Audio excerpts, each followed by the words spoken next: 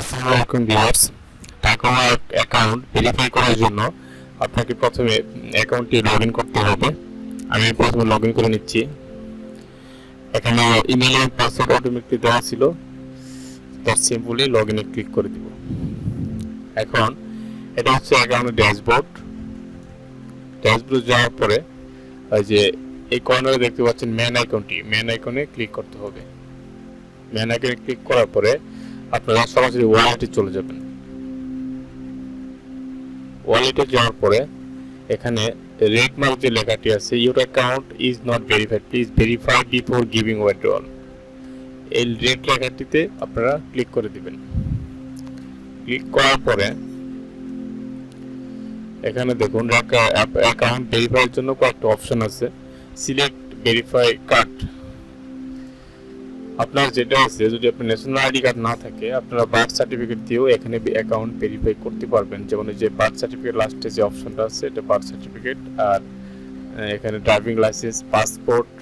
তো passport available না থাকলে সমস্যা নেই, আপনারা এনআইডি দিয়ে করতে পারেন, বার্থ সার্টিফিকেট দিয়েও করতে পারেন। তো আমি আজকে আপনাদের দেখাবো ন্যাশনাল আইডি কার্ড দিয়ে কীভাবে অ্যাকাউন্ট ভেরিফাই করবেন, সেই বিষয়টি নিয়ে আলোচনা করব।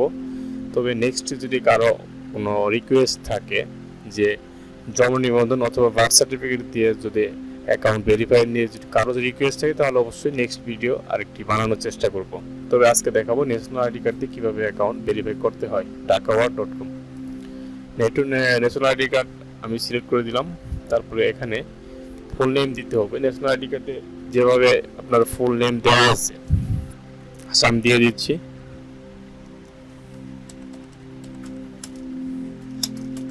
যেভাবে স্পেস আছে যেভাবে, যদি এমডি থাকে এমডি দিবেন, না থাকলে না দিবেন। আর আপনার ন্যাশনাল আইডি কার্ড নাম্বারটা এখানে সুন্দরভাবে বসিয়ে দিবেন। যদি একটা মিস হয় তাহলে কিন্তু হবে না, অ্যাকাউন্টটি ভেরিফাই হবে না। এজন্য আমি ভিডিও একটু পোস্ট করে আইডি কার্ডের নাম্বারটা নিয়ে এসে এখানে আমি দিচ্ছি। হ্যাঁ ভিউয়ার্স, আমি আইডি নাম্বারটি ম্যাচ করে ফেলছি। তো আইডি নাম্বারটি এখন আমরা এখানে বসিয়ে দিব। 8714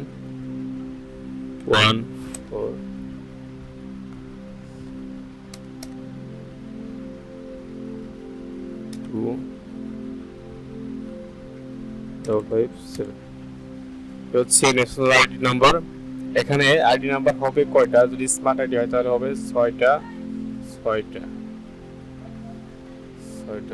10টা, এখানে 10টা আছে, 4টা 6টা 8টা 10টা। যদি স্মার্ট ন্যাশনাল আইডি নাম্বার হয় তাহলে 10টা হবে সিম্পলি, আর যদি আগে ন্যাশনাল আইডি হয় অবশ্যই 13টা হবে। আর এটা কোনো ফ্যাক্ট না, আপনার আইডি কার্ডে যেভাবে আছে সেভাবেই আপনারা এখানে দিয়ে দিবেন। দেওয়ার পরে এখন নিচে স্টেপ আছে কার্ড ফ্রন্ট ইমেজ। আপনার ন্যাশনাল আইডি কার্ডে যে প্রথম যে আপনার ফ্রন্ট পার্টে যে ইমেজটা, যে প্রথমে যে আপনার যে ন্যাশনাল আইডি নাম্বারে যে থাকে, আপনার দেখাচ্ছি ফ্রন্ট ইমেজ কোনটা। এখানে গুগলে সার্চ দিয়ে আপনাদের দেখাই এনআইডি ফ্রন্ট।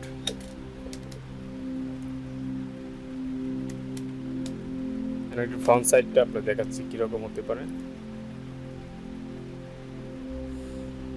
এটা হচ্ছে এনআইডি ফ্রন্ট সাইড। এই যে নাম, তারপরে নাম বাংলা ইংলিশে থাকবে, এটা হচ্ছে এনআইডি ফ্রন্ট সাইড। আর এনআইডি ব্যাক সাইড হচ্ছে এনআইডি ব্যাক সাইড হচ্ছে এরকম।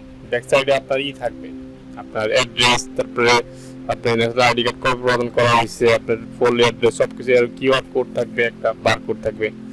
এই হচ্ছে আপনার ব্যাক সাইড। তো এখানে কি চাইছে তারা চাইছে যে ফ্রন্ট ইমেজ, এনআইডির ফ্রন্ট ইমেজ আপনার ব্রাউজারে সেভ করে রাখবেন যেখানে থাকুক। আমি এক জায়গায় আগে থেকে সেভ করে রাখছিলাম। আমি ফ্রন্ট ইমেজটি এখন দিয়ে দিচ্ছি। হ্যাঁ, ফ্রন্ট ইমেজ যেন এইভাবে বোঝা যায় একদম ক্লিয়ারলি। তারপর দিতে হবে ব্যাক ইমেজ।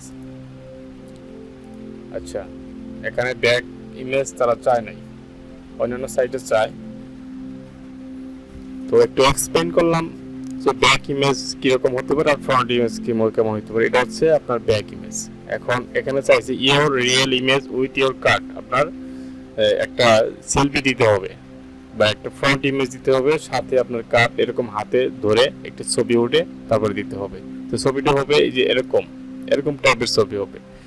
এই ছবিটা আপনার কার্ডটা এই পাশে ধরে আছে, আপনি এইভাবে একটি ছবি উঠবেন।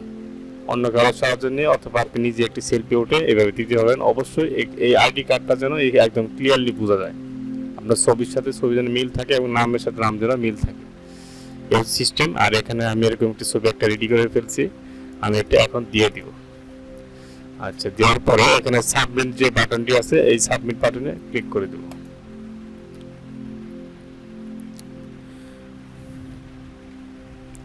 দেখুন অ্যাকাউন্ট ভেরিফিকেশন রিকোয়েস্ট সেন্ট। আপনার অ্যাকাউন্ট যদি এরকম যদি একটা টিক মার্ক উঠে আসে অ্যাকাউন্ট ভেরিফিকেশনের সময়, তাহলে বুঝবেন যে আপনার অ্যাকাউন্টটি সঠিকভাবে ভেরিফিকেশনের জন্য রিকোয়েস্ট দেওয়া হয়েছে। এখন এরপরে অ্যাডমিনটা দেখে আপনার অ্যাকাউন্টে রিভিউ করবে, রিভিউ করার পরে যদি মনে করে যে অ্যাকাউন্টটি ভেরিফাই যোগ্য বা কাগজপত্র যদি ঠিক থাকে, তাহলে অবশ্যই আপনার অ্যাকাউন্টটি তারা ভেরিফাই করে দিবে।